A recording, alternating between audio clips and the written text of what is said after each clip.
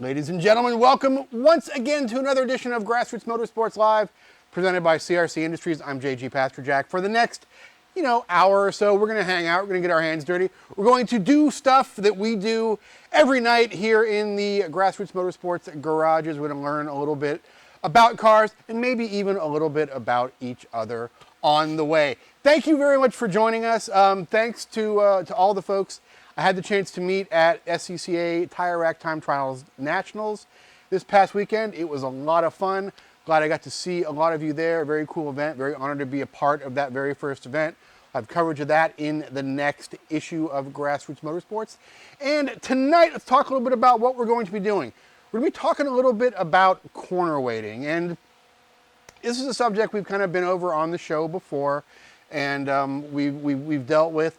I want to take a little bit deeper dive, and I want to do just a little bit of experimentation, just a little bit of kind of free-form mechanical experimentation, and either debunk a few myths or confirm a few myths, and just sort of do some playing around with our intercomp scales and with this MR2 that used to be mine, no longer mine. I sold it to Tom Suttard, and I am filled with regret and self-loathing for that. But I get to spend the night with it. It's like seeing one of your exes, and you're trying to be cordial to each other. So if you see a single tear running down the side of my cheek, that is why, because I definitely miss this car. Okay, all right. I see a lot of our friends here already. Jeremy's thanking me for wearing pants. You're always very welcome. Andy's thanking me for wearing pants. Steve is congratulating me on the class win last weekend. Yes, we are the inaugural Unlimited 2 class winners at Time Trials Nationals. Very happy about that. Thanks to all the folks that made that possible, like BF Goodrich and Ride Tech and AMT Motorsports. But that's in the past now. Let's talk about the future. First thing I want you to do in the future is, if you're watching us on Facebook, throw us a like, throw us a share, throw a comment down in the comment section. Doesn't have to be a witty comment, doesn't have to be an intelligent comment. It's just something to let us know you're here, and even more than that, lets Facebook know you're here, and it gets this feed onto more channels. If you're watching us on YouTube over here, I see a couple of our YouTube friends tuning in already. Same thing, throw a comment in there. Subscribe to our YouTube channel. You get updates on all of our content when it goes live on YouTube, and we're trying to put stuff up there, at least once a week with this show and other stuff as it comes up. Okay, let us get, and also, I would be remiss if I did not mention the fine ladies and gentlemen at the companies that make this show possible. I'm talking about, who I'm talking about. I'm talking about folks like CRC Industries. Next week, ladies and gentlemen, we are going to be in Gainesville, Florida at the 2018 Dollar Challenge.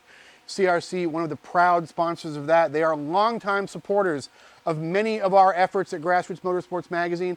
You can check them out online at CRC Industries. Even better, check them out at major retailers, auto parts stores, Harbor Freight, big box hardware stores. If you're looking for brake cleaner, you're looking for spray lube, you're looking for carb cleaner, grab that CRC stuff, and you're doing a little bit to give back to this motorsports community and getting a great product too. Also, check out our friends at Autobooks Aerobooks, autobooks-aerobooks.com on the web. If you have a chance to check them out in person in Burbank, California, you're going to find the world's greatest automotive bookstore, tens of thousands of books, magazines, DVDs, videos, collectibles, everything you can possibly imagine with wings, wheels, pedals, or, skis. And if you get a chance to get out to Burbank, awesome live events, cruise-ins, cars and coffees, author signings, all kinds of cool stuff. If you can't get out there in person, autobooks-aerobooks.com. Christmas is coming up. That is a great place to look for holiday gifts. All right, let us get started here, and let's kind of talk in general terms a little bit about corner weighting. So what are we talking about when we're talking about corner weighting? Why is it a good thing?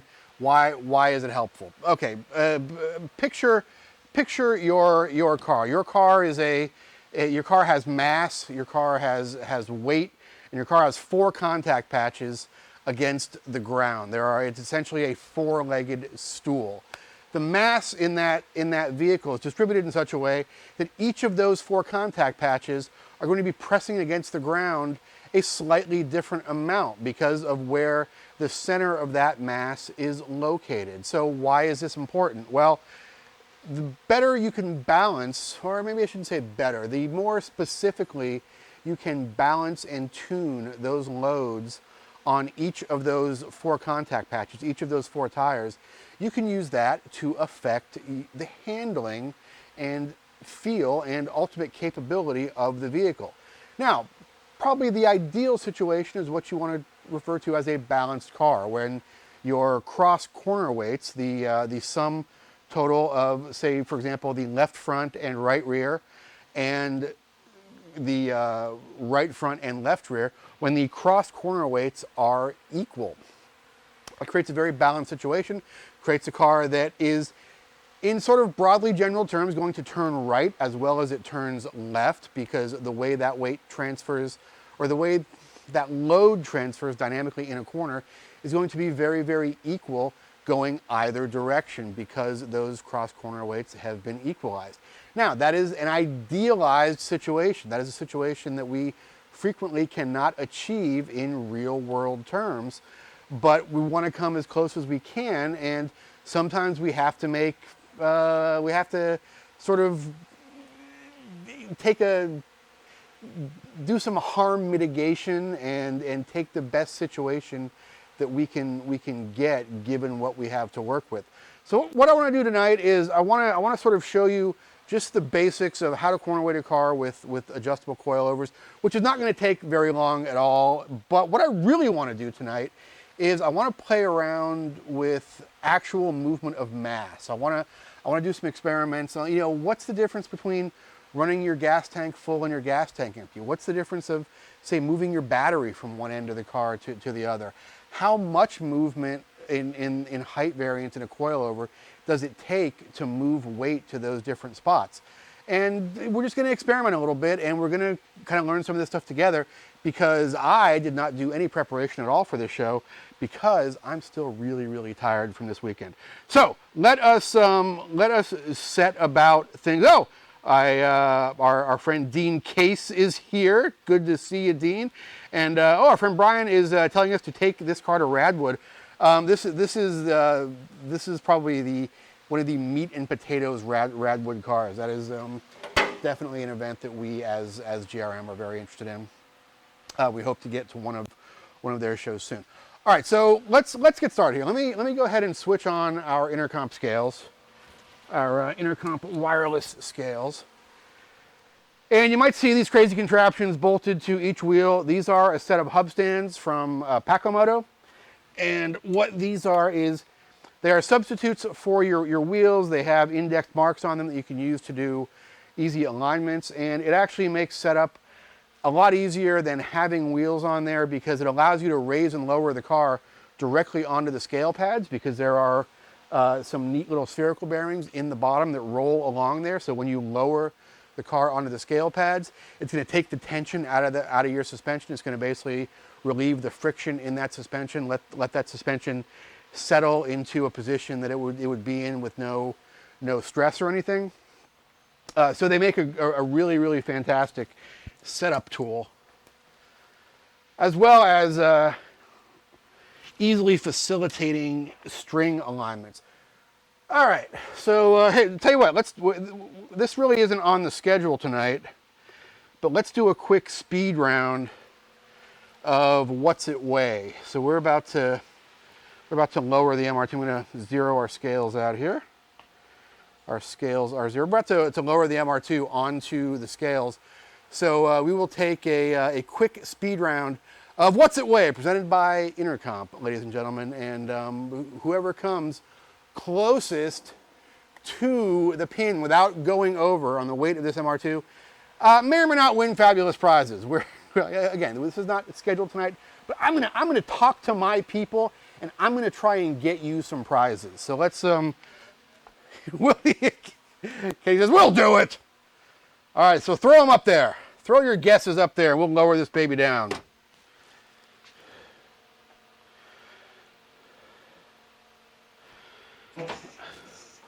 So hey, Chris, as I'm lowering this thing down, get a good shot of the.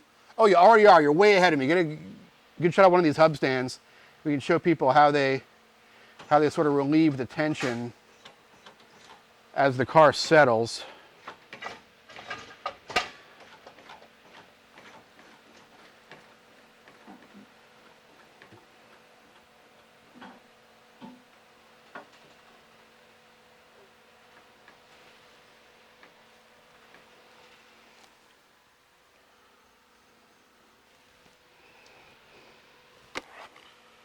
Okay, so we're down onto the pads. We have a weight. So, see how many guesses? 2,900 pounds? Good Lord, sir. Sounds good. Yeah, I'm convinced. All right, so let's. Tom's actually in the trunk. Yeah, so we're gonna count down here. By the way, if it matters, this thing is just about flat out of gas. And other than that, it's an MR2. What else do you need to know? So we will count it down here, and about 10 more seconds, we're going to stop taking guesses, and I will reveal that the weight of this 1985 Toyota MR2 is. I'm going to show Katie. Okay. Do we have a winner? Do we have a winner from YouTube over there, Katie? Possibly. I gotta scroll. But like, pretty sure we do. So Anthony, you were real close, but you were a little bit over. Yeah, we got somebody within 6 pounds. 6 pounds under. On YouTube? ED99. All right, looks like we have a winner from YouTube because the weight of this Toyota MR2 is 2,281 pounds. So who's our winner, Katie? EB99, EBE99 on YouTube, 2274, came within 7 pounds. So do me a favor, send us a PM on YouTube there, and we will write back and get some information from you, and we will get fabulous prizes coming out to you, courtesy of Grassroots Motorsports and Intercomp. All right, so that was our speed round of what's it weigh. So we're down on the scales now. So what have we learned? First off, let's talk about some best practices. You want to corner weight your car as though it's getting ready to go out on track. So to do this properly, it would be at whatever fuel load it's going to be in going out to the track. It would be in whatever configuration it's going to be in going out to the track. And it would have a driver aboard as though it were going out to the track. Or it would have the equivalent weight of the driver in the passenger seat. You could use, bags of dry concrete. You can use the exercise weights. You can use whatever it takes to basically ballast that driver's side, because that is a significant chunk of weight. That is a couple hundred pounds of weight sitting off of the center line of the car. It's going to affect those corner weights. For the purposes of this discussion tonight, we're just kind of talking about theory, but I'm talking about best practices right now, and putting what is in this case going to be 8% of the weight of the car. Putting that in the car is going to be a very important factor in properly corner weighting this thing. So let us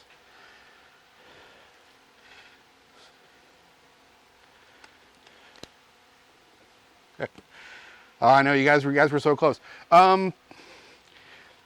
Yeah, Josh says, what a pig. So these are surprisingly heavy cars. If you think about the era these cars came from, this was first generation CRX, this was Mazda RX-7. These cars were 150, 200 pounds heavier than some of their contemporaries. They are made from thick metal. I mean, if you just sort of feel this hood, I was always amazed at just how beefy these cars were. I mean, that is a monstrous piece of steel there. But the good news is they've held up pretty well. This thing still drives like a fairly modern car. Okay, let's talk about now what we've learned from these weights. So let's take a close look at the actual corner weights here and see what we can glean from looking at some of these weights. First off, these are actually fairly good looking for a car we just dropped down on the scale. We can see left front 493, right front 508, left rear 645, right rear 635. Now, one thing I love about this intercom system is you can very easily turn on and turn off certain weights. So if I want to get these cross corner weights, I just turn off the right front and the left rear, and I can see that on the left front and the left rear, we are at 49.5% of our cross weight on those two corners, or 50.5% on the opposite two corners. Now, that is a fairly good starting point. That is left us without a ton of work to do because things are pretty close. But we can start looking and seeing what we might want to change here. First off, we can see left front and right rear are a little bit light compared to left rear and right front. So how do we get a little bit of additional weight into those corners? Well, two ways you can do that. You either raise the corner that you want to add weight to, or you lower the other corners. So how do you choose which one to do? No easy answer to that, unfortunately, because you've got other considerations to think about, like suspension travel, like the rake of the car, whether it's some cars like a little bit of just ride height differential between the front and the rear. Generally, we are talking about cars that are probably, if they've been lowered to begin with, you've probably moved the roll centers down on those cars already. You've probably changed the roll center from their factory design positions. So generally what I will do on a modified street car, unless your roll centers have been corrected, is I will start out, when I'm moving weight around, I will tend to start out by raising the corners that I need to add the weight to rather than dropping the other corners, because chances are my roll centers are already precariously close to someplace they don't want to be. So let us do that real quick. So let's got a couple of questions coming in. Jesse wants to know, should we simulate the driver's weight before we make any adjustments? Yep, we address that. We're just sort of dealing in theory and practice right now. In an ideal situation, if you're actually setting this car up, you definitely want to have the car in the condition it's going to go out on track as. Adam Benaway wants to know, is it a myth when making adjustments you have to have the sway bars disconnected? I am going to try to confirm or dispel that myth in just a few minutes. Honestly, whenever I'm setting up a car, I never disconnect the sway bars. Every story I've ever written about corner weighting, though, I always put in, you gotta disconnect the sway bars because it's really important. I'll be honest with you, I don't know, man. So we're gonna actually try that out in just a few minutes here. So stick around. Ian wants to know, do we see a difference in how corner balances between suspension fully settled after a drive versus straight down off the lift? You definitely want to get friction out of the suspension. We're on these setup stands here. They got bearings underneath. They do a great job at relieving that, any of the friction in the suspension. To some extent, that's going to depend on the suspension. Now, Ian, if we're talking about Corvettes, I actually did some experimentation today with stock C5 control arms and seeing how much the stock rubber bushings in them flexed under load. And it's quite a bit. It's like 25 thousandths of an inch with just a couple of 100 pounds of tension on them. So versus the spherical bearings we have in our Corvette, which don't flex at all. So that is going to depend on how well you know your suspension. If you know that you've got a rubber bushed suspension that inherently holds a lot of tension in those bolted connections, yeah, you want to do whatever you can to relieve that tension. Slip plates, shaking the car back and forth, rolling it onto the scales, setup stands like these. If you've got a metal on metal car with spherical bearings, or even a car with Delrin bushing, something that lets that suspension articulate with a lot less friction, might be less of an issue. So the answer is you want to make sure your suspension has no tension in it. Whatever it takes to get to that condition, that's going to depend on your personal situation. So Andy's commenting on the sway bar thing. Andy's, that's a good point. If you're going to neutralize the sway bars with adjustable end links, disconnect them. Otherwise, corner weight with them connected, because the sway bars will have an effect on how that weight is moving around. But I'm gonna give it a shot. I'm gonna see if it makes any difference on this car. So let's do this. Let's move some weight around in this car. I'm going to start with our lightest corner, which is our left front. We're going to raise that a little bit, which will hopefully put a little bit of weight in this left front and this right rear, and we will see what happens after that. So let's get this baby back in the air a little bit, and we will crank it up a bit.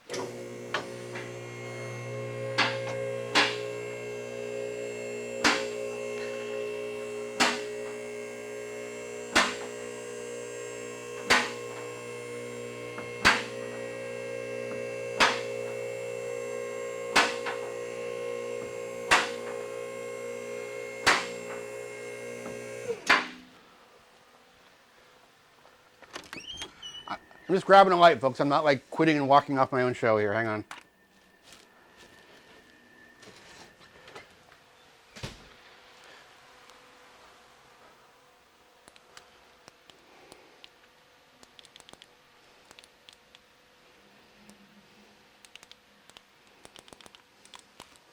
I'm just going to grab a different light, folks. Hang on. I'm not the...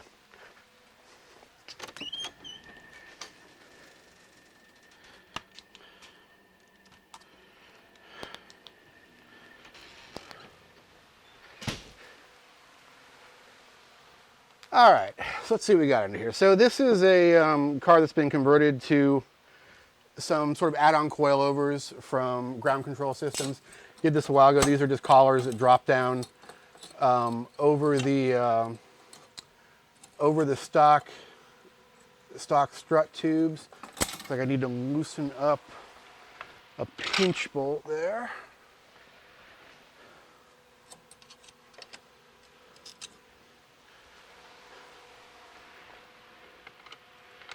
Katie, a little selecting the right Allen wrench music, please. Thank you.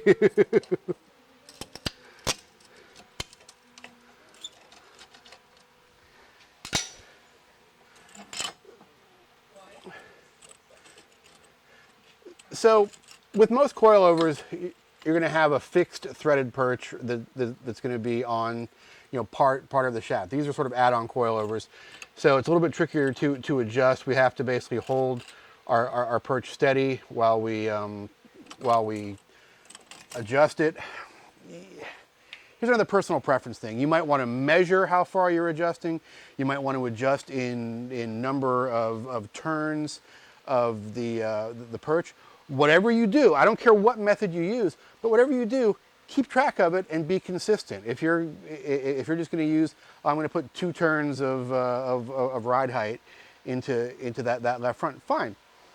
Write it down, keep track of it, keep track of what it does, and you're good to go. So I'm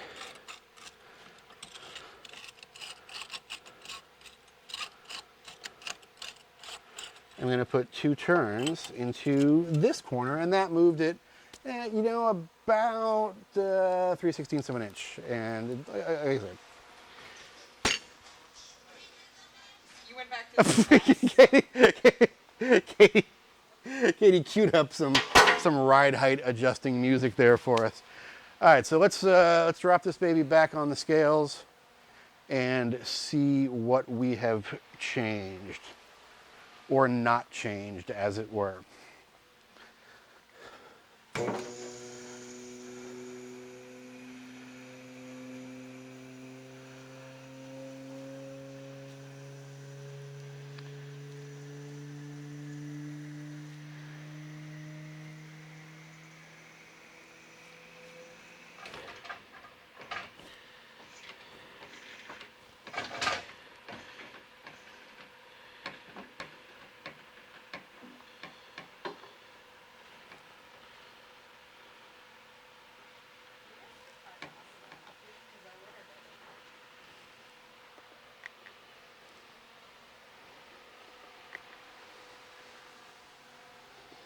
All right, so it had the intended effect.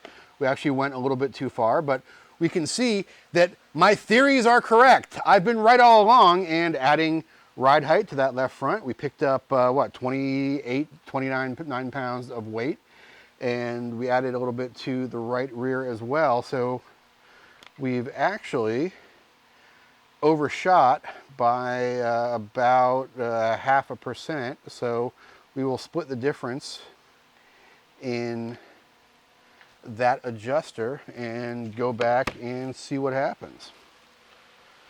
Get caught up on some questions here while we're doing this.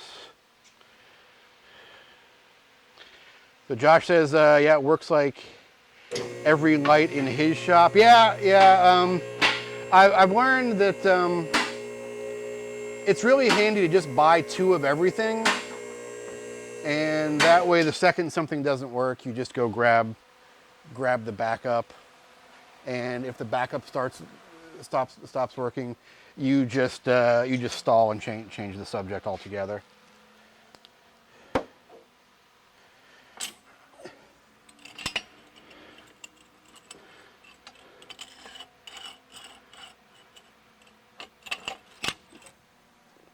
So now we basically just split the difference.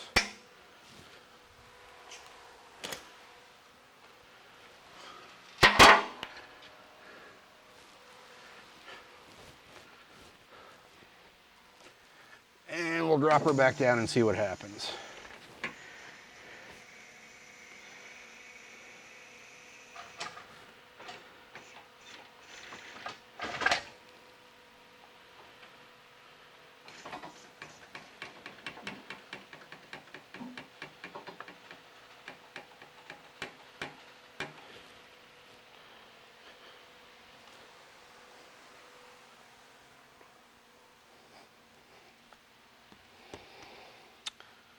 I think we nailed it this time, folks. Let's see where we're at. So, splitting the difference, we lost a little bit of this weight on the left front, lost a little bit of weight in the right rear, and we are now within less than 1/10 of a percent of an ideal corner weight. Of course, this is without the driver. You should always do this with the driver, but this is pretend there's an invisible driver in there. You're doing great. Glad you're following along. So that's where we're at right now. I would happily send this car out on track and be satisfied with that for a corner weight. So we see that moving those perches, 3/16 of an inch is going to cause. That was like a 25-pound difference in 2 separate corners. So that's how much of an effect you can have on those corners just by changing the ride height of those corners a very small amount. Now I want to try the sway bar thing next because I've always wondered if that is bullcrap or not, and maybe it's going to vary from car to car. It's going to vary depending on if there's inherent tension in the sway bar. But I think what we're going to do is we're going to disconnect one side of the rear sway bar, and because it is non-adjustable in the rear. I'm going to see if that has any effect on the corner weights. In the meantime, let me see if we have any questions that I am not getting to. So yeah, Michael says maybe we're pretending we're doing this with an instructor, and we have an equally sized passenger in the passenger seat. Yeah, and we did lose a pound because the iPad and the control head of the scale were both sitting on the hood of the car. That's where our pound magically disappeared to.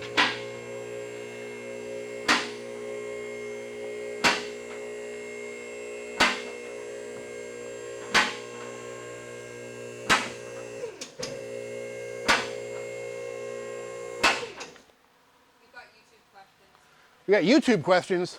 Let's go over and see what the questions are on YouTube. By the way, folks, if you're not watching us on Facebook and you are watching us on YouTube, we definitely appreciate it. EBE is figured. We're trying to get EBE figured out. Dr. Hess wants to know about weight of wheels and tires. Are we just concerned about sprung weight? Yeah, I'll address that in a second. And William wants to know, do we think it would be possible to corner weight a car with the front torsion bars and fixed rear coils? All right, let's deal with the wheel and tire thing first. So what I would do in that situation is I would do my initial setup with hub stands because they're going to give you a lot more flexibility in the actual setup. I would then go back, once I got everything close, I would then go back and do wheels and tires on there because it's going to be a little bit trickier to make adjustments once the wheels and tires on there. But you're not going to have to make the type of coarse adjustments once you get everything fairly well set up with these hub stands. But yes, especially if you're running a staggered wheel and tire setup, where your wheel and tire weights are going to be different from front to rear. Like if you're running, if you're running a Corvette, for example, and you've got 18s in the front and 19s in the back, or a mid-engine car where you've got small, like a Lotus Elise, where you got little skinny wheels in the front and bigger, heavier wheels in the back. Yes, definitely do your final track setup with your final track configuration, and do it with wheels and tires on there. As far as the torsion bar and fixed rear spring question, let's talk about a couple ways we can affect corner weights with those types of suspensions. So I'm going to refer to the only torsion bar car I've ever owned, which is a Porsche 944, which had torsion bars in the rear. In those cars, it was not easy. It was not simple. But you were actually able to, what they call, clock the torsion bars, where you basically take the torsion bars and the torsion bars had a different number of splines on the two different ends. So there were several different sort of clock positions that you could use to affect ride height and to sort of affect the alignment of those torsion bars. To add corner weight with those torsion bars, you would have to somehow add preload to one of the ends of those torsion bars. You would actually have to remove one end of the torsion bar from its spline connections. You would have to put some twist into it, and then you would have to reinsert it back into its connection. Again, that's the only torsion bar suspension I've worked with that I'm familiar with. So that's the only one that I can really refer to. I'm sure there might be others that actually do give you some adjustment in the ends of the torsion bar. But yeah, in any case, what you're essentially doing is you are adding load to those springs. For example, your springs that are fixed, that aren't on threaded perches, you have to add load to those somehow. So you can use spacers, you can use clamps, which are never a good idea, but in theory, those would work by reducing ride height, and they'll actually change the rate of the spring. But yes, you can affect ride heights that way. But if you're using clamps, you're going to change the rate of the spring, so you're introducing a lot of other variables into it. So spacers are going to tend to be your best weapon for a fixed spring on a fixed perch. So yeah, whatever you have to do to introduce load, to introduce sort of additional tension into that spring, it can be done. It's just going to depend on the mechanical configuration of the car. Yes, Katie. Yes, I am being told that we have to go to a commercial break, which is good because that's how this show gets paid for.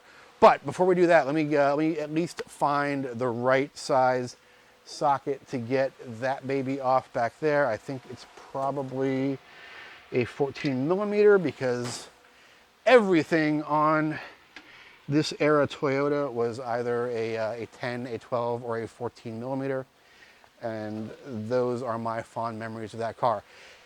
Hey folks, this is before we even do this, let's spray some brake clean on there. If we're gonna do commercials, baby, we're gonna do them hard. Folks, do you have dirty crap under your car? Hey, spray some brake clean on it. It'll just go away magically. Look, CRC has been a supporter of this show from day one. We have been supporters and fans of CRC products for a lot longer than that. Without their assistance, this could not happen. So when I tell you that supporting these guys helps support the stuff we do at Grassroots Motorsports Live, the stuff we do at Grassroots Motorsports Magazine, I'm not just blowing smoke. I'm telling you real stories because I love you and I love them. Brake Clean, if you need to take anything off of anything else, you probably already know about this stuff. Did you know that there is a new product called Brake Clean Pro, which is the same stuff in a larger can. Because the only way to make brake clean better is to give you more brake clean. And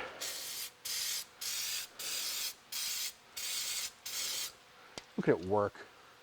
Look at it just cut through the petroleum distillates bound up on that thing. Be careful with this stuff because it is flammable, it is caustic, but it is so, so good. If you are at Harbor Freight, if you are at Lowe's, if you are at Home Depot, if you are at O'Reilly Auto Parts or Napa Auto Parts or Advanced Auto Parts, and you're looking for automotive chemicals and you're grabbing this CRC stuff, you know you're getting a good product. You are also getting a product from a company that gives a little bit back to our motorsports community, and that is why we ask you to support them. You're getting good stuff, which is great. You are giving a little bit back to this community that we love. So check out CRC at any major retailer near you.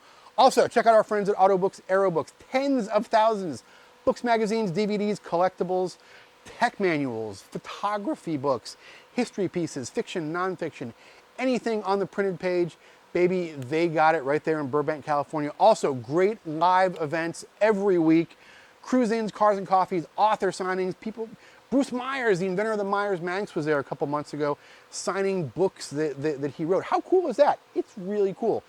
But if you can't make it out to Burbank and see one of their events in person or check out their huge selection in person, check them out on the web, autobooks-aerobooks.com, and you will have access to their entire collection of cool stuff.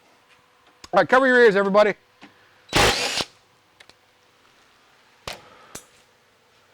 So we have disconnected the left rear sway bar here. I'm going to pull the safety. Where's my iPad? Here's my iPad. There's probably all kinds of cool messages on here from like Latvian girls that want to date me or something.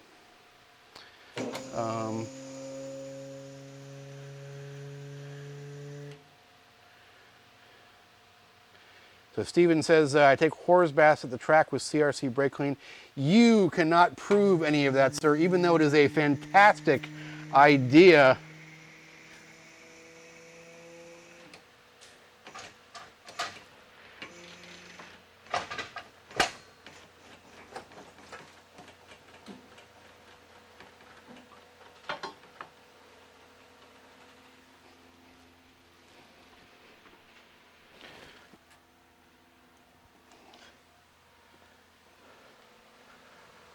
All right, where'd my weight dealie go?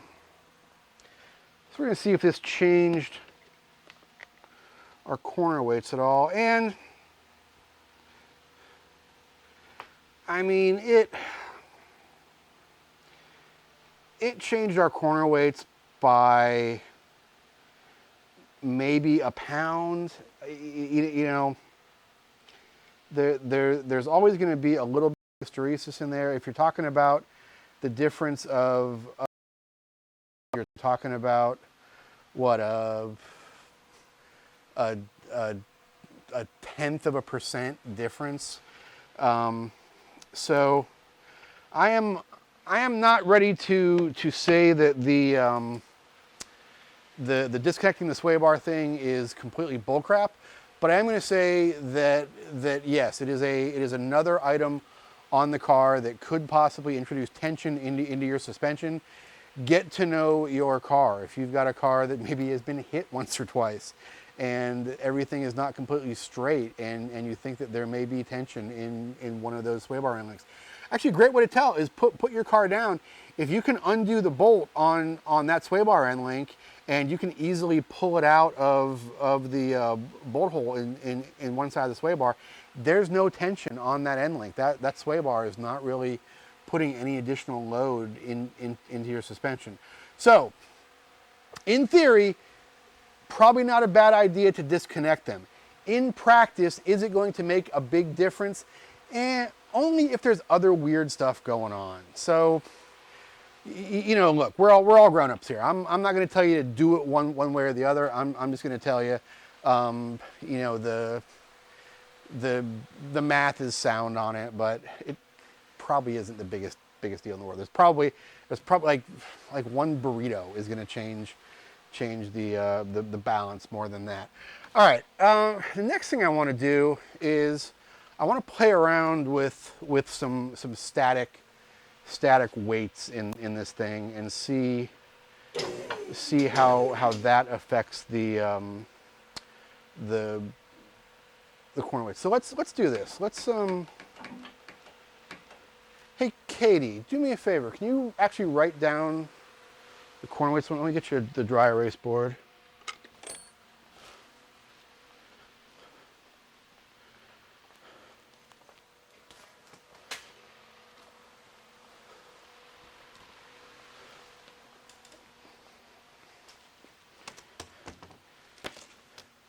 So we're going to actually write down our weights. There's our current weights. Let me make sure it's unloaded.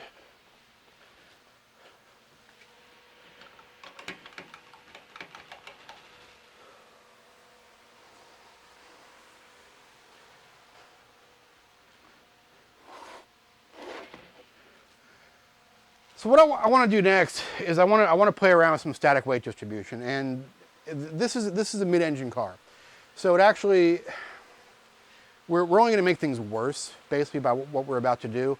But I just want to kind of get a feel for how some of this stuff is going to affect the weight transfer. So don't think of this as trying to improve the performance. Just think of this as doing an experiment to see what the outcome will be. We're going to move the battery from the back of the car up to the front of the car. Now, the battery actually sits inside the wheelbase of the car, keeps polar moment down, does a great job of helping these cars rotate. But you may have a battery, if you've got a Ford Mustang, for example, that sits nearly right on top of the front axle, and maybe moving that battery to somewhere within the wheelbase is going to help it. Maybe you can move that battery back to the rear of the car to help the balance out. Now, when we're talking about moving static weights around, yes, you can improve the corner weights sometimes by moving chunks of static weight around, but you have to think about the effect of that weight on the polar moment of the car. So, totally different show, but brief description of polar moment is basically how close the center of mass of the car is to the center of rotation. All the mass in this car has essentially an average point where the mass, the center of mass lies, and the car also has a natural point about which it wants to rotate based on the design of both of those suspensions. The center of mass will essentially try and be the point that it tries to rotate around physically. The suspensions will constrain that motion, and the bigger distance you have between that center of mass and the actual center of rotation is going to cause a virtual lever to exist. It's going to resist or aid that motion dynamically. That's the very, very brief synopsis of what polar moment is. Generally, you want to, the rule of thumb there is you want to try and keep that as much of that mass as possible inside the wheelbase, because the further the mass is away from the center of mass of the car or the center of rotation of the car, it's gonna increase the amount of leverage that mass has. Think about well, here, let me hang on.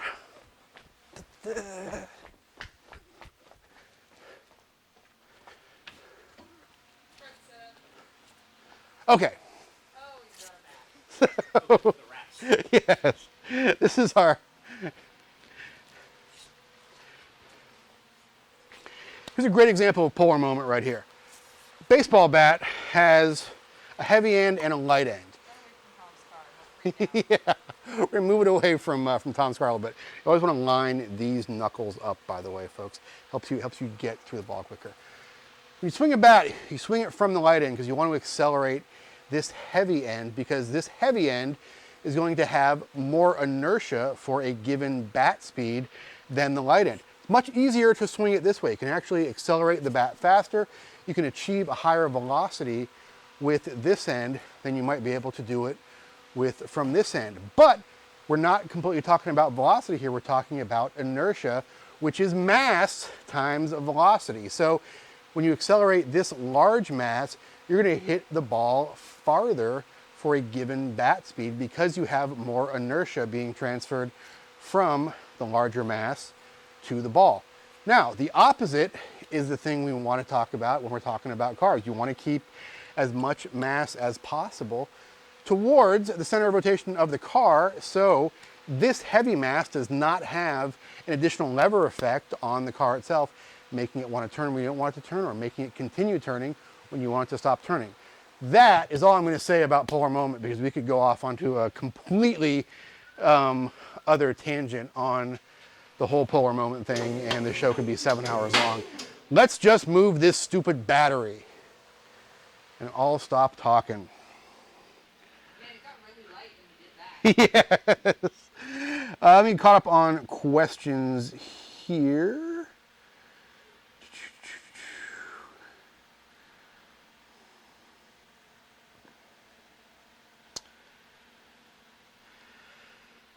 Yeah, there's a lot of sway bar discussion on there. Again, that could be its own show as well. But Sal's asking if the car is flat, the sway bar will have no effect. When corner is raised, the sway bar starts affecting it. Yeah, basically, it's another potential point of tension in the suspension. So if you think you can get away with it, I am not going to tell you have to disconnect your sway bars. But I will tell you that, yes, it is absolutely another point of tension in the vehicle.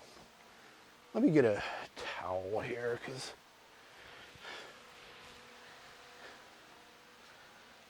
I want to be polite to Tom's fine automobile here and protect all of its delicate surfaces.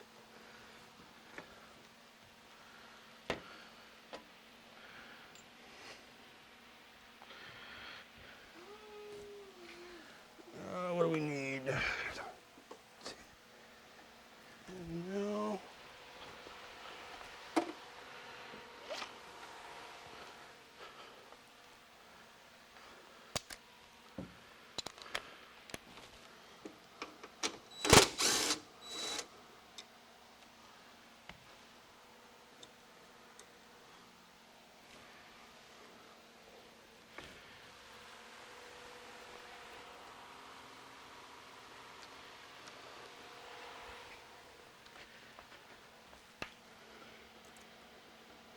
By the way, if anybody's wondering what it's like to work on a car you used to own many years ago, and still kind of miss, and still kind of think maybe one day she'll come back to me. Maybe she'll realize that it was me she was meant to be with all this time. Yeah, it's a little weird. It's a little weird, but I'm getting by. I'm strong.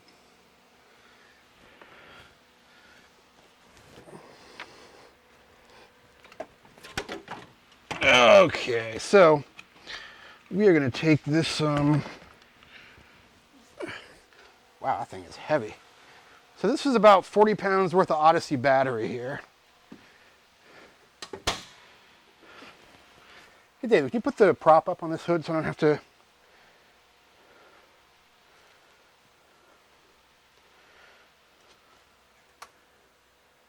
Or on the flat over there. All right.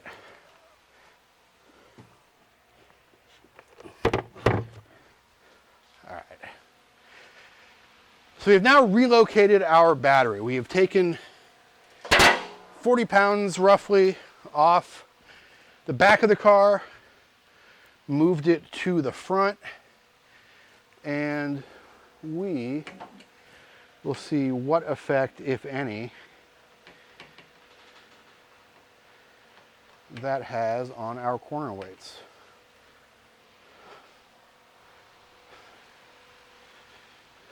Okay. Oh. Okay, Katie's writing them down. So here's what happened. We moved some weight forward. We took some weight off the rear, which we knew we were going to do. Let me see the magic boxy here. So Chris, get a shot of the big board over there. And let's see exactly what we did. We moved 20, about 23 pounds from the on the right front, and 10 pounds on the left front, and we reduced the rears by a fairly similar amount.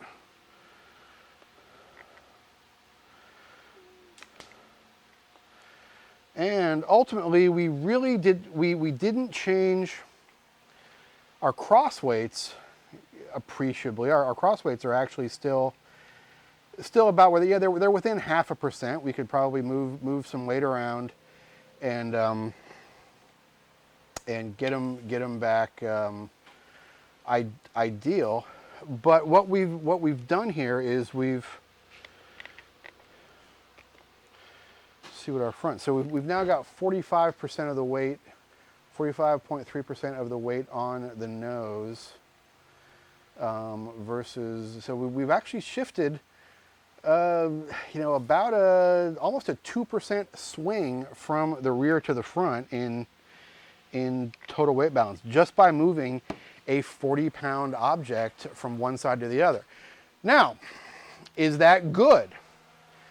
If you look at the numbers, those are pretty good numbers now. I would look at that car and I would say, yeah, this is a pretty solid baseline starting point. 45% of the weight on the nose, 55 on the rear. Sounds like a pretty good handling car. But let's look at where the weight is and consider that maybe we've improved those numbers without doing ourselves any favors. This battery is now sitting fully in front of the center line of the front wheel. So it is now outside the wheelbase of the car. So it's got a lot of additional leverage on that center of mass. So yeah, we've improved the balance a little bit, but have we done the car any favors? That's something that's only going to come up in testing. If I looked at this, I'm probably going to take those additional couple of percent of weight bias, move them back to the rear to keep that large piece of mass within the wheelbase. Now we've also moved the mass lower. It's moved down about a foot. It's going to lower the overall center of gravity. I don't know. Go out and test. We now have the ability we can set our corner weights where we want them. Go out and test. Is it any faster? If it is, keep it that way. What? I'm not stopping you. But these are the kind of things that you can experiment with when you've got a proper set of scales and when you've got some time on your hands, just as we did tonight. And then Greg brings up a good point. What about another 5 to 10 pounds in cable and whatnot? Yeah, you're going to have to run cables for those batteries from where it was to where it now is. So yeah, all things to consider. Now, somebody brought up the idea of just a lightweight battery. Let's see what that would do. Let's just take this battery out of here. And oh, that thing's heavy. Jesus. What's that? Yeah, lift with your back.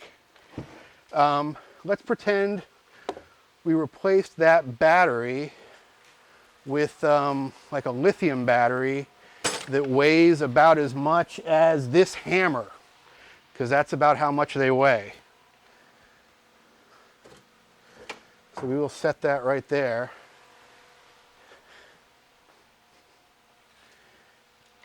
Katie, what's that do for us? Left front, 497.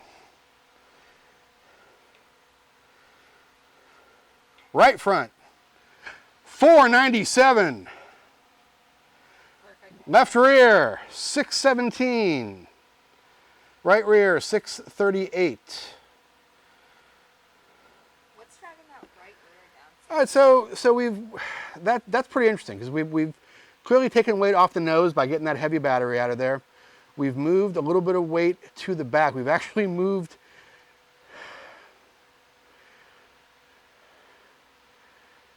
about 8 pounds total back to the back. That's levered itself. What's our cross weights?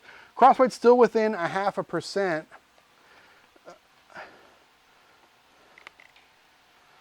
Yeah, within about 0.5%, but the weight on both of our front wheels is now identical. That's a fairly ideal situation. So given the choice of relocating a heavy battery forward or replacing a heavy battery with a light battery in the same location, pretty easy to make that decision based on these numbers. Again, set of Intercomp scales, set of anybody's scales really, but you know, it's Intercomp that sponsors the What's It Weigh competition that brings you fabulous prizes every week. So we're a little partial. In fact, throw the Intercomp link up just to be nice. And we will throw them a little bit of love. So yeah, hopefully we learned something tonight. Again, this is all stuff that is just sort of practical experiments that you can do once you sort of know the basics of what you are aiming for. And what you are aiming for is good balance. You may want to even leverage some of that balance if you're going to a track like Road Atlanta, for example, that is heavily right turn bias. Maybe you want to put a little bit of what they call wedge in the car. Maybe you want to preload one of your cross weights over the other to maximize your ability to turn that direction, knowing that you're giving up a little bit of ability to turn the other direction to maximize the most frequent number of corners. But starting with a known quantity, starting with a good baseline, is always going to be your most ideal situation. So establish that good baseline and work from there. Something we talk about in alignment quite a bit, something we talk about in corner weight all the time as well. Folks, we are running out of time here. I hope you actually did learn something. Let me go and see if we have any questions that I missed up here. Somebody lost their MR2. Yeah, Dr. Hess, RIP his MR2. Yeah, he moved his battery to the front. Hopefully that worked out well for him. Somebody wants me to close the bonnet, the trunk, the hood, the frunk. It's the frunk. That's the official name for the front cargo carrying area on the MR2. Jesse wants to know, how far can I take the car apart before I have to give it back? I'm going to put it back together for Tom tonight. I might not put it back together correctly though, so that's going to be on him to determine whether or not I did that. Brian says, if it was a V8 car, it would have needed 2 hammers to start. Yes, it probably would have. And how do we corner weight a VW Fox? Yes, we will bring our newly acquired VW Fox crap can racer over here some night and give it a proper setup as well, because that is a car that is going to need every single bit of help that it can get. All right, folks, let me give you a quick update on what is coming up in the future on this here program. Next week, there's probably not going to be a Wednesday night show because we are getting ready for the $2,018 challenge in Gainesville, Florida. Yes, so we have cars coming from all over the country. They will compete in 2 separate autocrosses on Friday. We will have live coverage of that event. We'll be doing basically the same thing we did last year, where we'll be live for half an hour, we'll be off for half an hour, give us a little bit of time to rest. Then we'll be going live for a half hour, then off for half an hour. We're doing that throughout the day. So starting probably about 10:30, 11 o'clock a.m., whenever things get rolling there, and going throughout the day, covering both autocrosses. That is next Friday. So get ready for that. Tell your friends. And when you see those broadcasts go live on Facebook or on YouTube, do us a favor and share them, link them around. Show all your friends what is going on in Gainesville because it is going to be awesome. So Wednesday night, probably not going to be an official show. I might pop on for a few minutes, show you some of our preparation for that event, just remind you what is going on Friday. But yeah, no official show next Wednesday, so you can have the night off. What's going on? No hot sauce cake. No, I'm not gonna do. It's gonna. We'll do another hot sauce show before the end of the year, but it's not gonna be 2 days before the challenge. I promise you that. So that's what's going on next week, and all kinds of cool stuff coming up over the winter. I am excited about all of it. Thank you very much for watching tonight. Please, please, please, before you go, give a little bit of consideration to the folks that make this show possible.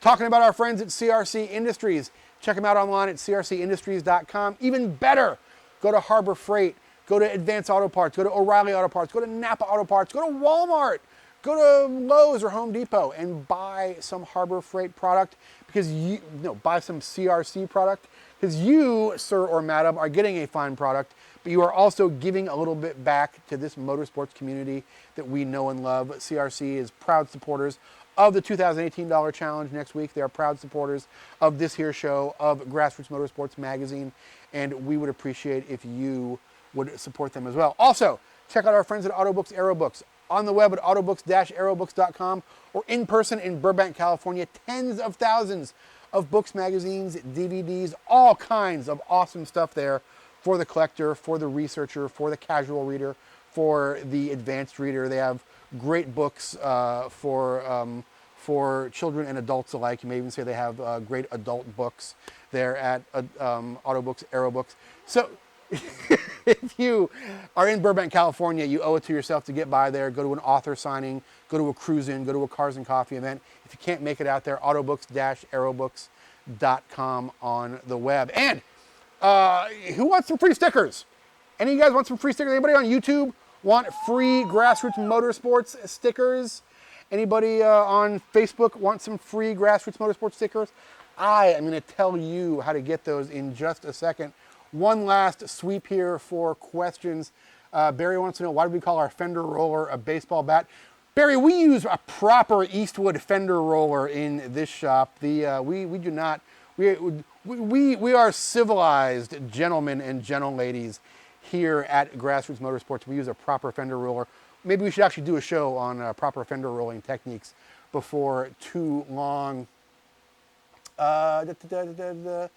Yes, we should have had the hoods and frunks and trunks closed during corner waiting.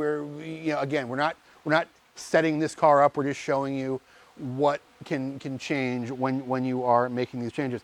All right, stickers, baby. Let's talk about some stickers. If you go to this site, if you go to grassrootsmotorsports.com/free stickers, we will send you 2 Grassroots Motorsports stickers in the mail. You have to put in your email address. You have to put in your mailing address, obviously, so we can send you those stickers. And yes, you will be subscribed to an email list, but the only stuff you will get is going to be from us. We're not going to sell your email list to any weirdos. We're not going to sell it to weird Laotian scammers that you answer one email from them, and the next thing you wake up in like a tub full of ice and your liver is missing. We're not going to do any of that. If you get email from that list, it's cool stuff from us. It's notices about this show that's coming up. It's editorial that we couldn't fit in the magazine that we send you for free. It's cool stuff. Trust me, I get it. It's very cool. So grassrootsmotorsports.com/free stickers, 2 GRM stickers in the mail to you, just as a thanks for watching. Yes, stickers do add horsepower, Greg Jones. They absolutely do. Folks, it has been a great show tonight. Thank you very much for joining us. Thank you for watching on YouTube. Thank you for watching on Facebook. Remember, we love those likes. We love those shares. Most of all, we love you hanging out with us every single week. For Chris behind the camera, for Katie, our director, for David over on social media there, for the entire staff of Grassroots Motorsports Magazine, I'm JG Pasterjack. This is Grassroots Motorsports Live presented by CRC Industries. We will see you again next Friday with $2018 challenge coverage. Good night, everybody.